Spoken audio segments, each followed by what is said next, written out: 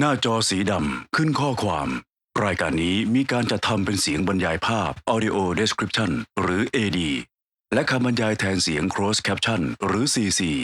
สำหรับคนพิการทางการมองเห็นและการได้ยินขึ้นโลโก้กองทุนพัฒนาสื่อปลอดภัยและสร้างสรรค์และโลโก้บุญมีฤทธิ์มีเดียบนพื้นหลังแสงไฟกลมมัวหลากสีกระพริบเร็วๆหญิงสาวในชุดลำลองหลายสิบคนซ้อมเดินบนเวทีทั้งหมดเปลี่ยนเป็นชุดราตรีหนุ่มๆเดินเรียงแถวบนเวทีทั้งหมดเปลี่ยนเป็นชุดสูทมือของใครคนหนึ่งทำภาษามือท่าต่างๆหน้าจอสีดำขึ้นโลโก้หัวใจเราเท่ากันตอนความงามในความเงียบป้ายศูนย์โค้งหน้าอาคารหนึ่งเขียนว่า Florence ในห้องจัดเลี้ยงขนาดใหญ่บนเวที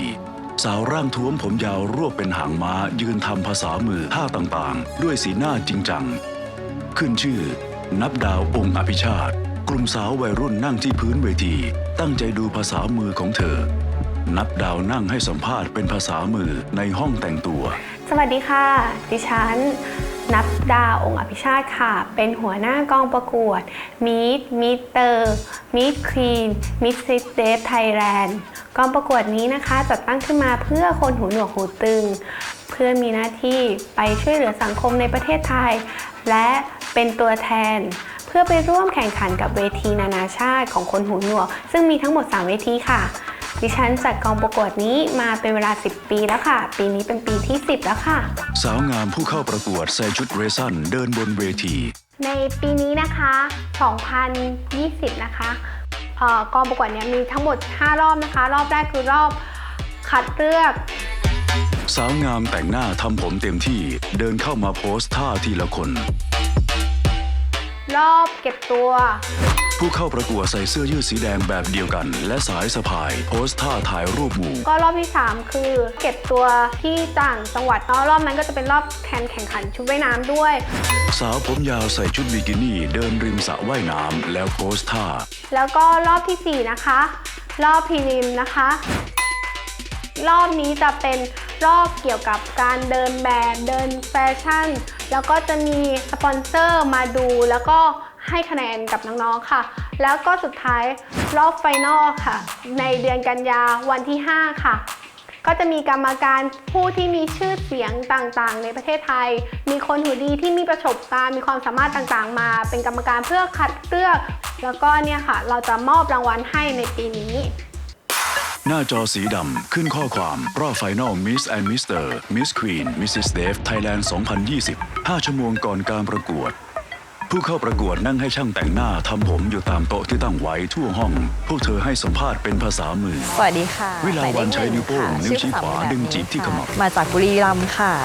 สรัญญายกกำปั้นขวาเหนือหัวมาจากจังหวัดนครนายกค่ะณัฐพลแบหลังมือออก2ข้างแล้วเลื่อนมือชิดกันมาจากเชียงใหม่ครับชยาภาจีบ5 นิ้วที่ขมับมาจากฉะเชิงเทราค่ะอีฟกำมือขวาให้นิ้วชี้วางบนปลายนิ้วโป้งจังหวัดกรุงเทพอีฟทำไมอีฟถึงหมายถึงว่าพูดได้ด้วยแล้วก็ภาษามือได้ด้วยเราเป็นแบบเพราะว่าตอนเด็กๆเนี่ยผมก็พูดได้ตั้งแต่เด็กๆแล้วครับก็แต่พูดไม่ค่อยชัดหน่อยครับได้ยินไม่ค่อยชัดด้วยครับแล้วก็ในช่วงตอนเด็กๆเนี่ยผมก็เห็นเลยไม่ค่อยได้ยินครับเลยไปต้องไปถามแม่ว่าผมไม่ค่อยได้ยินแล้วแม่ผมก็เลยไปหาหมอก็เลยเช็คว่าผมสูญเสียการได้ยินไม่ค่อยชัดทีมงานกำกับการเดินเป็นภาษามือตอนเราเดินมายังไม่สวยนะเราต้องเดินเฉียงๆนะเดินเฉียงๆออกมาถึงจะสวยสวัสดีค่ะดิฉันชื่อสามมือนี้ค่ะชื่อน้องค่ะก็รับผิดชอบเรื่องของดูการประกวดค่ะเป็นพี่เลี้ยงให้กับน้องที่ประกวดค่ะทุกคนจำจุดด้วยนะคะบอกหลายรอบแล้วนะไม่อยากจะว่านะให้จำเอาเองแล้วฝึกเอาเองแล้วนะน้องยืนผายมือให้ผู้เข้าประกวดเดินไปพวกเธอเดินยิ้มเรียงแถวบนเวทีที่ตรงกลางยื่นยาวออกไปด้านหน้าเมื่อเดินไปสุดทางก็วนกลับนับดาวและน้องยืนอยู่หน้าเวทีด้านล่างคอยกำกับการเดิน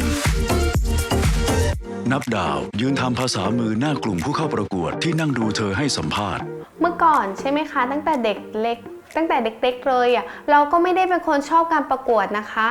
แต่เราก็เห็นในทีวีอะค่ะมีผู้หญิง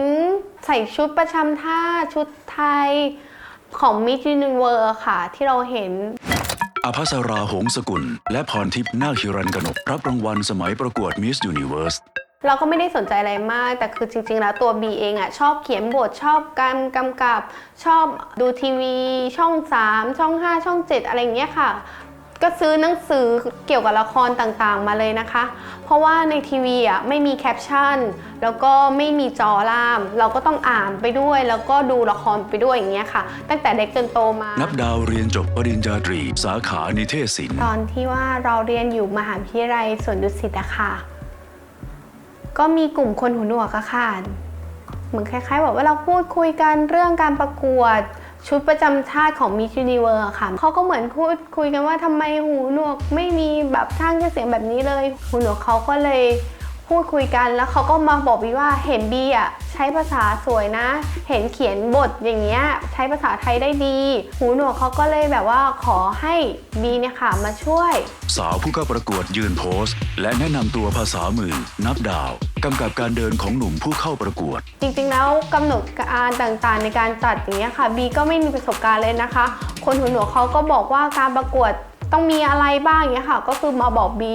ก็ต้องมีรางวัลต้องมีมงกุฎต้องมีสายสะพายแล้วก็ชื่ออย่างเงี้ยค่ะชื่อการประกวดคืออะไรตอนนั้นก็คิดกันไม่ออกนะคะก็ไปปรึกษาคุณครูที่เป็นครูหูหนวกที่เป็นต่างชาติอยู่ที่โรงเรียนทุ่งมหาเมฆอะค่ะก็ไปพูดคุยกับคุณครูว่าช่วยได้ไหมว่าหัวข้อสายสะพายเนี่ยเราจะใช้ชื่อว่าอะไรให้มันสวยๆแล้วคุณครูก็ให้ชื่อมา PDAD ประกวดไทยเมื่อก่อนเนี่ยใช้ชื่อนี้ค่ะขึ้นโลโก้ PDAD Deaf Thailand Pageant 2011หูหนวกก็แบบทุกคนพร้อมมากเลยอยากที่จะทำมากๆหูหนวกบอกช่วยประชาสัมพันธ์ช่วยเผยแพร่เปิดรับสมัครอย่างเงี้ยเลยอะค่ะหญิงสาวใส่ชุดสูททำภาษามือการรับสมัครประกวด PDAD 2011เราก็คิดกันเองกำหนดอายุกันเองส่วนสูงเราก็กำหนดกันเองอ้วนผอมอะไรเงี้ยเราก็กำหนดกันเองผิวพรรณอะไรเงี้ยเราไม่ได้กำหนดอะไรทั้งนั้นเลยคล้ายๆเหมือนว่า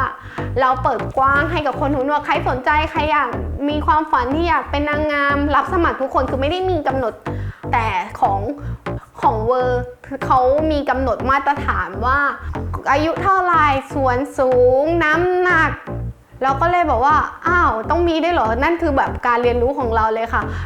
ขึ้นโลโก้สีทอง Miss Deaf Thailand World 2013พอปี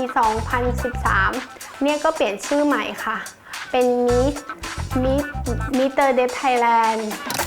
สาวงามใส่ชุดบิกินี่เดินโพสบนเวทีในปีก่อนหน้านี้ไม่มีการประกวดชุดว่ายน้ำแต่ปี 2013 เนี่ยมีการประกวดชุดว่ายน้ำจริงๆแล้ว 2011-2012 เนี่ยมีหาเสื้อผ้าเสื้อยืดอย่างเงี้ยอย่างเดียวคือการประกวดตอนนั้นใช้เสื้อผ้าเสื้อยืดอย่างเดียวแต่พอ 2013 ก็ต้องคิดเหมือนกันว่าอยากให้ใส่เสื้อผ้าเหมือนกันภาพออกไปมันจะได้สวยงามเวลาถ่ายรูปมันก็สวยจะได้รับความสนใจมากขึ้นก็เลยคิดว่าต้องเพิ่มการอบรมการเดินแบบการแต่งหน้ามีอบรมหลายๆเรื่องต้องมีการเก็บตัวหน้าจอสีดำขึ้นข้อความรอบเก็บตัว Miss and Mr. Miss Queen Mrs. Deaf Thailand 2020 ผู้เข้าประกวดใส่เสื้อยืดสีแดงพิมพ์ลายของกองประกวดและสายสะพายเดินแถวไปถ่ายรูปหมู่หน้าพระบรมรูปรัชกาลที่ 4ขึ้นข้อความจังหวัดเพชรบุรีจากนั้นเดินชมโรงงานสาหร่ายพวงองุ่นหลายพวงถูกยกขึ้นจากน้ำนับดาวคุยภาษามือกับผู้เข้าประกวดจากนั้นผู้เข้าประกวดแต่ละคนช่วยเด็กๆที่นั่งโต๊ะระบายสีภาพการ์ตูนนับดาวให้สัมภาษณ์กิจกรรมที่มาที่นี่นะคะก็คือการเก็บตัวของผู้เข้าประกวดค่ะของมิสเตอร์มิสควีนเดฟไทยแลนด์นะคะมีทั้งหูหนวกแล้วก็คนหูตวงแต่เมื่อก่อนเนี่ยเราไม่ได้มีการเก็บตัวนะคะเราก็เลยคิดว่าการเก็บตัวอย่างเงี้ยค่ะเพื่อที่จะให้ทุกคนได้มีความรู้เพื่อที่จะได้ไปอยู่ในสังคมช่วยสังคมได้เพราะว่าบางครั้งคนหูหนวกอะค่ะไม่รู้จักการเข้าสังคมค่ะเพราะก็จะอยู่แต่ในสังคมของหูหนวกอยู่แต่กับครอบครัวไปเที่ยวก็คือเขาจะไม่ค่อยได้รับรู้การอยู่ร่วมกับสังคมภายนอกอะค่ะแต่ว่าการเก็บตัวอย่างเงี้ยใช่ไหมคะเราก็จะต้องบอกสั่งให้เขาว่าคุณต้องทำนะมันก็จะต้องเรียนรู้ว่ามันก็ยากหรือง่ายก็คือต้องวิเคราะห์ตัวเอง เพื่อที่จะปรับเปลี่ยนพฤติกรรมของตัวเองค่ะ ผู้เข้าประกวดยืนโพสท่าเรียงกันริมสระว่ายน้ำด้านหลังมีป้ายนาน่ารีสอร์ทแก่งกระจานจากนั้นซ้อมเดินเลียบสระว่ายน้ำมาอีกฝั่งหมุนตัวและโพสท่าหน้าโต๊ะกรรมการพร้อมแนะนำตัวเป็นภาษามือด้วยสีหน้ายิ้มแย้มนับดาวและน้องคอยแนะนำการเดินและการแสดงสีหน้าน้องให้สัมภาษณ์ ตั้งแต่เริ่มแรกที่เข้ามานะคะ แต่ละคนก็จะดูแบบธรรมดาเนี่ยค่ะแบบว่าตัวงอบ้างดูท่าทางยังไม่สง่าแบบดูเป็นบุคคลทั่วไปแต่พอเรามาอยู่ในการประกวดเนี่ยเราจะต้องมีแบบว่าคีปลุกตัวเองนิดนึงเป็นทางการนิดนึงน้องยืนตรวจท่าเดินของผู้เข้าประกวดเราต้องเริ่มจากพื้นฐานก่อนเลยอะค่ะอย่างเช่นเรื่องของภาษามือเพราะว่าภาษามือเนี่ยสำคัญต้องเป็นอันดับแรกเลยภาษามือแต่ละคนจะแบบมีความเป็นธรรมชาติของแต่ละคนใช่ไหมคะแต่ถ้าสมมติปรับมาในการประกวดเราจะต้องมีท่าทางและภาษามือที่ต่างกันก็จะแบบว่าเหมือนเป็นทางการขึ้นมานิดนึงหมายเลข 6สาวงามซ้อมแนะนำตัวบนเวทีให้น้องดูเวทีของคนปกติทั่วไปกับเวทีของคนหูหนวกอะค่ะก็จะมีวัฒนธรรมที่แตกต่างกันใช่ไหมคะอย่างคนหูหนวกเนี่ยเราไม่ได้ยินจังหวะเพลงแต่ในการเดินเนี่ยเราจะทำให้มันเป็นการเดินที่มีจังหวะได้ยังไงก็ตรงนี้ค่ะความแตกต่างก็คือจะต้องมีคนที่คอยให้จังหวะมันก็จะเป็นวัฒนธรรมของคนหูหนวกค่ะที่เราทำกันอยู่น้องกวักมือให้หนุ่มผู้เข้าประกวดซ้อมเดินแถวลงเวทีก็ใช้สัญลักษณ์มือนี่แหละการนับสิ่งสำคัญก็คือต้องแบบมีการฝึกกันก่อนแล้วก็เตรียมกันก่อนนะคะว่าเขาจะต้องฝึกการนับจังหวะให้ตัวเองก่อนแล้วพอถึงจังหวะเข้ากับเพลงจริงมีช้ามีเร็วเราก็บอกสัญญาณแล้วเขาก็จะเข้าใจแล้วก็ทำได้เองน้องกำกับให้สาวงามเดินลงเวทีสวัสดีค่ะนับดาวกล่าวเปิดงานเป็นภาษามือที่เข้ามาร่วมกิจกรรมในวันนี้ของกองประกวดค่ะในรอบนี้เป็นรอบว่ายน้ำนะคะวัตถุประสงค์ในการจัดประกวดในครั้งนี้นะคะเพื่อที่จะให้คนหูหนวกคนหูตุงสังคมทุกท่านได้เกิดความเท่าเทียมกันสาวงามใส่ชุดบิกินี่และสายสะพายเดินแถวออกมาที่สระว่ายน้ำหมายเลข 1วิลาวันเดินเลียบสระว่ายน้ำตามที่ซ้อมมาหมายเลข 12สาวงามผลัดกันแนะนำตัวหน้ากรรมการทั้ง6คนด้านหลังกรรมการทีมงานคอยให้สัญญาณมือนครพนมธัญรัตน์ให้สัมภาษณ์รู้สึกครั้งแรกเลยค่ะที่ได้เข้ามาร่วมกองประกวดครั้งนี้ค่ะเมื่อก่อนไม่เคยมาเก็บตัวแบบนี้เลยค่ะรู้สึกตื่นเต้นค่ะแล้วก็ได้มีโอกาสมาลองทำอะไรใหม่ๆได้ลองเก็บตัวได้ลองแข่งชุดว่ายน้ำรู้สึกดีค่ะหมายเลข 13 เขมิสราบุษยมาศสาวผู้เข้าประกวดให้สัมภาษณ์แต่ว่าเมื่อก่อนนะคะเราถ้าอายุน้อยใช่ไหมคะพ่อแม่ก็จะไม่ให้เราใส่โป๊ะค่ะแบบจริงๆเราก็เคยเห็นนะคะว่าเราอยากลองใส่ชุดแบบนี้ค่ะแต่พอมาวันนี้เราก็รู้สึกว่าเราก็ทำได้เราก็ไม่ต้องอายอย่างเงี้ยค่ะวรปรัชญ์หนุ่มผู้เข้าประกวดให้สัมภาษณ์2011นะครับที่ผมเห็นของคนหูหนวกครับตอนนั้นผมยังเด็กอยู่ครับผมยังอายุน้อยครับไม่สามารถสมัครได้ผมก็เรียนเพื่อฝึกฝนตัวเองแล้วก็พัฒนามาครับแล้วตอนนี้ผมก็มาลองสมัครในแบบของคนหูหนวกนะครับเพื่อที่จะทำให้ทุกคนทั่วไปแล้วก็คนหูหนวกมีความเท่าเทียมกันนะครับแล้วเรารู้สึกว่าเราไม่ต้องอายครับเพราะว่าเราต้องทำให้ได้เท่ากับคนทั่วไปครับภาคภูมิเพศทางเลือกผู้เข้าประกวดให้สัมภาษณ์บางคนเขาก็ชอบหรือไม่ชอบคนหูหนวกเหมือนกันส่วนมากก็จะพูดคำว่าใบ้มันก็ลบจริงๆมันก็ลบใส่เราแต่เราก็ไม่ได้สนใจนะคะเพราะว่าเรามาสนใจว่าเรามาเดินมาสวัสดีเพื่อที่จะบอกว่าเราเป็นคนหูหนวกใช่ค่ะฉันเป็นคนหูหนวกเพราะว่าอยากให้สนับสนุนคนพิการนะคะเพราะว่าเราก็อยากมีชีวิตเหมือนคนอื่นค่ะสาวเพศทางเลือกผมประบาใส่ชุดว่ายน้ำแบบวันพีชและส้นสูงเดินอย่างมั่นใจมายืนโพสต่อหน้ากรรมการสาวผู้เข้าประกวดใส่บิกินี่เท้าเอวแนะนำตัวกับกรรมการสีหน้ายิ้มแย้มผู้เข้าประกวดทั้งหมดและนับดาวถ่ายรูปหมู่ริมสระว่ายน้ำหน้าป้ายนาน่ารีสอร์ทจอค่อยๆมืดลงร้านอาหารตามสั่งเพิงไม้ริมถนนขึ้นข้อความจังหวัดอ่างทองสาวผมยาวรวบหางม้าก้มหน้าหยิบแตงกวาใส่ถุงตักข้าวแม่ค้าวัยกลางคนพูดกับเธอตักข้าวแม่เธอตักข้าวจากกระติกใส่จานชายผิวคล้ำวัยกลางคนใช้ภาษามือให้เธอไปเสิร์ฟก็แรกๆเลยนะครับแรกๆเลยที่น้องเขาเกิดมาเนี่ยเราไม่ทราบนะว่าน้องเขาจะเป็นใบ้กันก็มาประมาณ3 ขวบถึงได้รู้เพราะช่วงนั้นคุณพ่อเนี่ยขี่มอเตอร์ไซค์รับจ้าง ตอนเย็นๆก็จะกลับเข้ามาบ้าน ขึ้นชื่อสุวัสด์ทองถวม สังเกตดูเวลาเราเปิดสัญญาณแต่เนี่ยน้องเขาไม่หันมามองเรา มันก็เลยทำให้เราเนี่ยผิดปกติ แล้วก็พาแกไปตรวจเช็คที่โรงพยาบาลที่อำเภอนี่แหละทีนี้ปรากฏว่าทางอำเภอเนี่ยเขาไม่มีเครื่องมือไงก็เลยส่งน้องไปตรวจที่กรุงเทพที่โรงพยาบาลราชวิถีนะทางโรงพยาบาลราชวิถีก็บอกว่าน้องพูดไม่ได้น้องหูตึงความตึงของหูนี่อยู่ประมาณ90กว่าเกือบร้อยอะ ชยาภาทองถวมสาวผมยาวผู้เข้าประกวดให้สัมภาษณ์ภาษามือน้ำตาคลอ จริงๆอะชีวิตของการ์ตูนนะคะตั้งแต่เล็กจนโตมาเนี่ยไปกับเพื่อนๆเนี่ยไม่เคยเลย เพราะเราก็อายแถวๆเนี้ยเราอาย เพราะเราเป็นคนหูหนวกคนเดียว เราเคยไปเมื่อก่อนเคยไปกล้าที่จะไปเล่นกับเพื่อนเขาพูดอะไรกันไม่รู้เรื่องเราจับได้สีหน้าเขาออกอะว่าเขาเหมือนแบบว่าพูดอะไรไม่รู้เรื่องอะไรเงี้ยเรารู้สึกอารมณ์เสียอารมณ์อะค่ะเหมือนแบบว่าไปชีวิตในชุมชนในนี้เราก็เลยไม่ไปยุ่งกับใครเราก็เลยอยู่แต่บ้านปิดเก็บตัวเองอยู่ที่บ้าน สุวัสด์ยืนผัดข้าวชยาพรเดินมาข้างๆตักข้าวจากกระติกใส่กล่องพลาสติก ตอนมา4 มา 5 มา 6อะเหมือนเราอยากไปเที่ยวเห็นคนหูดีเขามีได้ออกไปขี่มอไซค์ออกไปไหนเองได้เราเห็นแล้วเราก็อยากแบบนั้นเหมือนกันนะคะเราอยากมีอิสระบอกพ่อว่าอยากขี่มอไซค์พ่อบอกไม่ให้ เราก็เลยแบบงงว่าทำไมพ่อถึงไม่ให้ ชยาพรนั่งเก้าอี้เตี้ยเปิดก๊อกน้ำล้างจานที่กองเต็มกะละมัง ความที่เรารักแกเป็นห่วงแกไม่อยากให้แกไปไหนอ่ะเหมือนกับเราห่วงเป็นในตัวเลยเหมือนกับเป็นการห่วงลูกเลยปิดกั้นลูก รูปชยาพรวัยเด็กใส่กรอบ ก็คือเขาเนี่ยเป็นเด็กผู้หญิงจากข่าวทีวีก็ดีสื่อต่างๆก็ดีนะที่ออกมาเนี่ยมันมีผลมากต่อความคิดของเราเป็นห่วงลูกเราว่าเป็นเด็กผู้หญิงเหมือนกันจะเป็นเหมือนในข่าวหรือเปล่าหรือไม่อะไรอย่างเงี้ยมันก็เลยห่วงไปเลยเหมือนกับห่วงลูก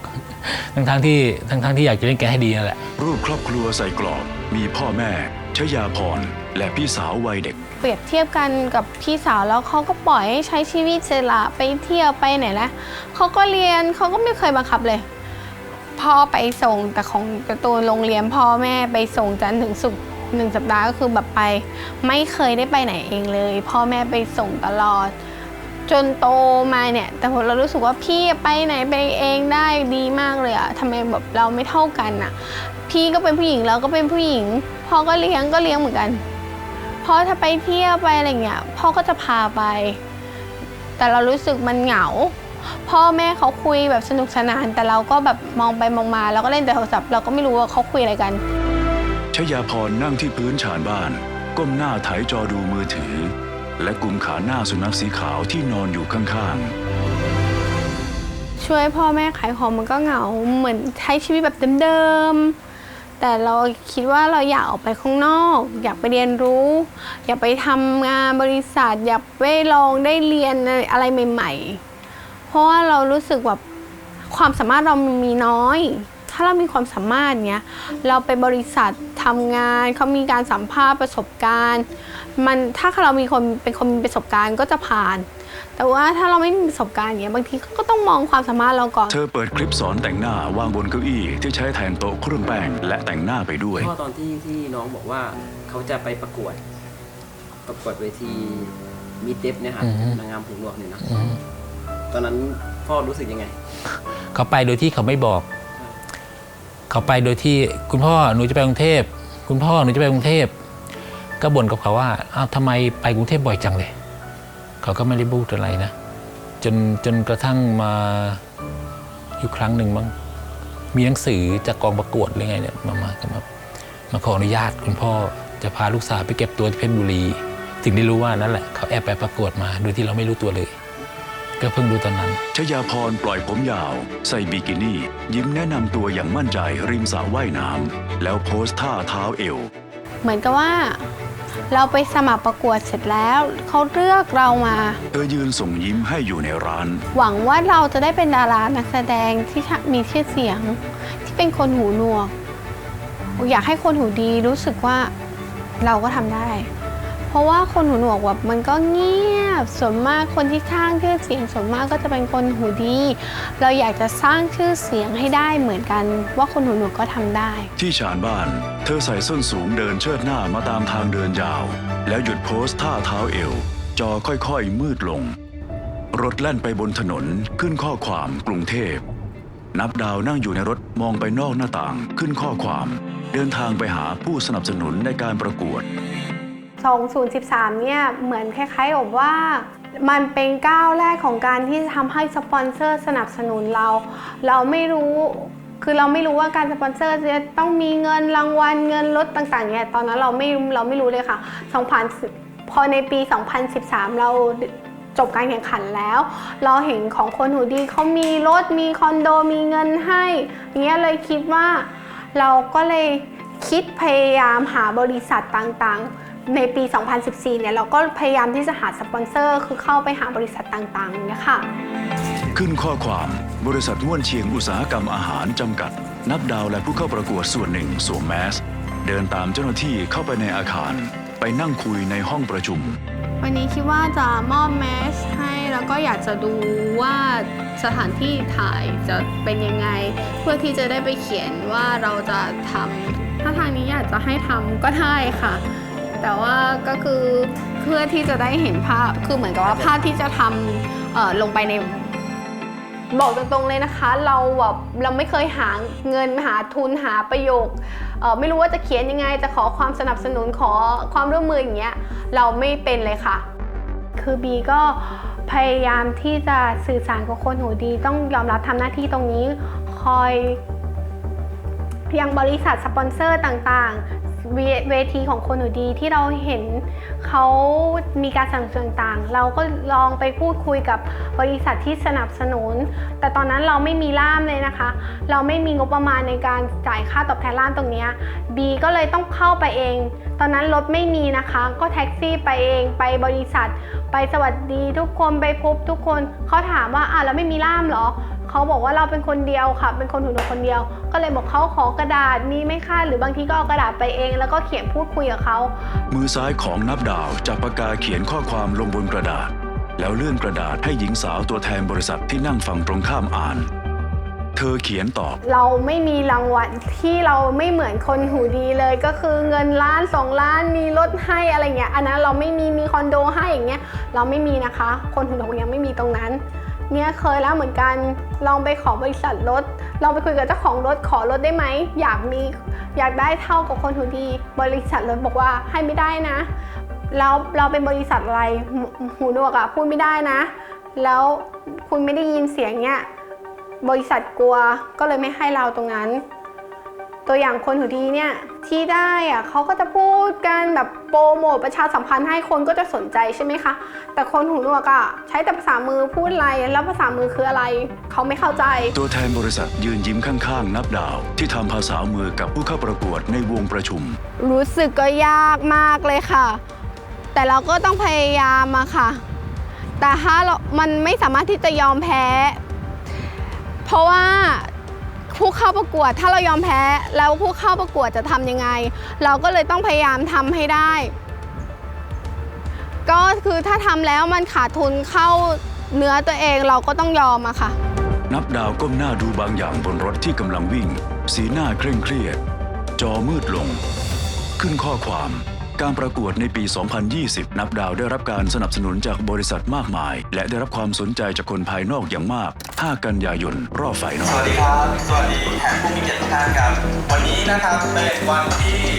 หลายๆท่านจะได้ยกโฉมเริ่มลงทะเบียนลูกเกดเมทินีและคนดังจากวงการบันเทิงหลายท่านโพสท่าถ่ายรูปหน้างาน Miss Deaf Queen Thailand 2020 ทุกท่านพร้อมไหมครับขอเสียงได้ไหมคะพร้อมไหมคะพิธีกรชายหญิงบนเวทียืนข้างล่ามภาษามือคนดูด้านล่างถือป้ายไฟเชียร์43ผู้ก่อเราสวย Miss Deaf Thailand 2020 Miss Deaf Thailand 2020 และ Miss Deaf Queen Thailand 2020 ครับม่าน านบนเวทีค่อยๆเลื่อนเปิดให้เห็นผู้เข้าประกวดที่ยืนโพสอยู่ไฟเวทีกระพริบเร็วๆผู้เข้าประกวดชายใส่สูทและหญิงใส่เดรสสั้นเต้นท่าต่างๆพร้อมกันลูกเกดเมทินีใส่แว่นดูโชว์บนเวทีผู้เข้าประกวดชายเดินเรียงหนึ่งมาที่เวทีตรงกลางที่ยื่นออกมาเมื่อสุดทางก็วนกลับกรรมการนับ10 คนนั่งที่โต๊ะยาวดูและจดคะแนนลงในกระดาษน้องให้สัญญาณมืออยู่หน้าเวที หมายเลข 1 วิไลวรรณแป้นจันทร์บุรีรัมย์ หมายเลข 11 นพคุณแก่นสารเชียงใหม่ ขึ้นข้อความรอบชุดว่ายน้ำผู้เข้าประกวดชายใส่กางเกงว่ายน้ำโชว์กล้ามท้องหญิงใส่ชุดว่ายน้ำแบบวันพีซมีผ้าบางๆคลุมเดินมาโพสท่าที่ปลายเวทีตรงกลางกรรมการให้คะแนนอย่างตั้งใจนับดาวให้สัมภาษณ์ รู้สึกว่าภาคภูมิใจมากเลยค่ะที่เรานะคะไม่ใช่เพียงกลุ่มคนหูหนวกนะคะเรายังมีกลุ่มคนหูดีปกติทั่วไปที่ทำงานร่วมกันซึ่งมันไม่เป็นอุปสรรคปัญหาเลยถึงแม้ว่าเราจะมีเรื่องของการสื่อสารที่อาจจะมีอุปสรรคบ้างแต่เราก็ทำได้ทำงานร่วมกันได้ตรงนี้ค่ะเราจัดงานมาเพื่อกลุ่มคนหูหนวกอยากให้คนทั่วไปเนี่ยได้เห็นในมุมมองของคนหูหนวกว่าคนหูหนวกเนี่ยก็สามารถทำได้ขึ้นข้อความรอบสัมภาษณ์ถ้ามีคนมาล้อเลียนว่าบกพร่องทางการได้ยิน คุณจะตอบเขาอย่างไรครับ ถ้ามีคนทั่วไปมาว่าผมใช่ไหมครับผมก็จะเก็บความดูถูกคำต่อว่าของผมให้เปลี่ยนเป็นพลังบวก วรปรัชให้สัมภาษณ์ทุกๆกิจกรรมเนี่ยมันเทียบเท่ากับกิจกรรมของคนหูดีในการที่จะมีการแข่งขันเหมือนกันซึ่งเราก็รู้สึกว่ามันเป็นโอกาสที่ดีและเราเองเนี่ยเราก็ทำได้เหมือนคนหูดีมีโอกาสที่จะได้ไปแข่งในต่างประเทศเหมือนกับคนหูดีด้วยครับณัฐพลให้สัมภาษณ์รู้สึกว่าเราอะกล้าในการที่จะแบบกล้าในการที่จะตอบในการที่จะแสดงตนออกมาในเมื่อก่อนเนี่ยถ้าสมมติว่าเราแบบโดนถามคำถามอะไรเงี้ยเราอาจจะแบบไม่กล้าที่จะตอบแต่ตอนเนี้ยเราได้แบบเหมือนผ่านการอบรมได้ผ่านกิจกรรมได้แบบมีความรู้ผมรู้สึกว่าตอนนี้เหมือนทำให้เราอะมั่นใจมากขึ้นทำได้มากขึ้นสิทธิเท่าเทียมเนี่ยค่ะเราก็มี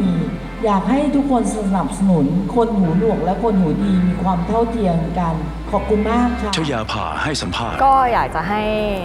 กลุ่มเพื่อนๆกลุ่มแฟนคลับนะคะหรือว่าจะเป็นบุคคลทั่วไปก็ตามนะคะก็อยากจะให้ลองดูค่ะการแข่งขันของคนหูหนวกเนี่ยเพิ่งจะเริ่มต้นในเวทีนี้นะคะ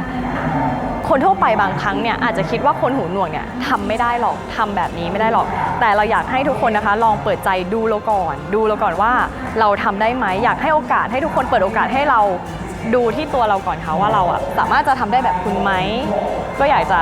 ให้ทุกคนมองตรงนี้ค่ะแล้วเราเชื่อมั่นว่าเราทำได้ทำให้คุณเห็นได้ชยาภากับสาวงามอีกคนใส่ชุดราตรียืนจับมือกลางเวทีและตำแหน่ง Miss Def Queen Thailand 2020 ได้แก่หมายเลข 2 วิษณุสาช่อฟ้ากรุงเทพมหานครครับวิษณุสาวเพศทางเลือกย่อตัวกลางเวทีให้สาวอีกคนสวมมงกุฎให้เธอส่งจูบและโบกมือณัฐพลใส่ชุดทักซิโดและสายสะพายตำแหน่งมิสเตอร์เดฟก้มหัวรับมงกุฎและผู้ได้รับตำแหน่ง Miss Def Thailand 2020 ชยาพรกับสาวงามอีกคนยืนจับมือกลางเวที หมายเลข 6 สรัญญาเสนอใจนครนายกครับสรัญญาใส่ชุดราตรีสายเดี่ยวกอดกับชยาพรแล้วเดินยิ้มกว้างออกมาด้านหน้าโบกมือช้าๆให้กองเชียร์เธอย่อตัวรับมอบมงกุฎจากสาวงามมิสเดฟของปีก่อนหน้าที่สวมมงกุฎเช่นกันกองเชียร์ด้านล่างและผู้เข้าประกวดคนอื่นบนเวทีต่างปรบมือนับดาวให้สัมภาษณ์ตอนนี้รู้สึกว่าก็เดินทางมาถึง 80% เพราะว่าอยากให้คนหูดีอะค่ะเขามีพอชนะแล้วมีได้เป็นดาราได้แสดงละครแต่ของคนหูหนวกยังเลยค่ะคือได้รางวัลแล้วแต่สังคมยอมรับในระดับหนึ่งแต่ยังไม่มีอาชีพอะค่ะตอนนี้ก็พยายามที่จะทำให้ได้เหมือนกันค่ะหรือได้เป็นนักแสดงได้ออกรายการทีวีได้แสดงโฆษณาคล้ายๆกับคนหูดีที่เขาได้ที่หนึ่งมีอาชีพให้อะค่ะตอนนี้มันยังเป็นอุปสรรคมันรู้สึกมันยังไม่พอใจอะค่ะพยายามที่จะทำให้คนหูหนวกได้มีอาชีพจากการแข่งขันตรงนี้มันถึงจะพอใจสำหรับตัวเราคิดว่าจะมีการจัดต่อไปเรื่อยๆถ้าในต่างประเทศยังมีตลอด แต่ถ้าไทยหยุดอย่างนี้ยค่ะ มันก็จะกลายเป็นว่าต่างประเทศเขามีต่อไปเรื่อยๆแล้วไทยมันก็ไม่มี เพราะว่าของคนหูดีก็จะมีเรื่อยๆเลยค่ะ หูหนวกเนี่ยค่ะก็ต้องมีชื่อเสียงต่อไปเรื่อยๆเหมือนกัน เมื่อเขาเดินทางไปข้างหน้าเราก็เดินทางไปข้างหน้าเหมือนกันนะคะ นับดาวและผู้เข้าประกวดที่ได้ตำแหน่งยืนเรียงหน้ากระดานถ่ายรูปหมู่บนเวที จอขนาดใหญ่ด้านหลังฉายโลโก้กองประกวด จอค่อยๆมืดลง รูปชยาพรใส่ชุดราตรีสวมสายสะพายและมงกุฎแปะอยู่ที่ผนังบ้านขึ้นข้อความชยาพรทองท้วมหลังได้รับตำแหน่งรองชนะเลิศอันดับหนึ่ง Miss Def International Thailand 2020 ปัจจุบันยังว่างงานและช่วยพ่อแม่ขายของอยู่ที่จังหวัดอ่างทองขอขอบคุณกองประกวด Miss and Mr. Miss Queen Mrs. Def Thailand ผลิตโดยบริษัทบุญเมริตมีเดียจำกัดสนับสนุนโดยกองทุนพัฒนาสื่อปลอดภัยและสร้างสรรค์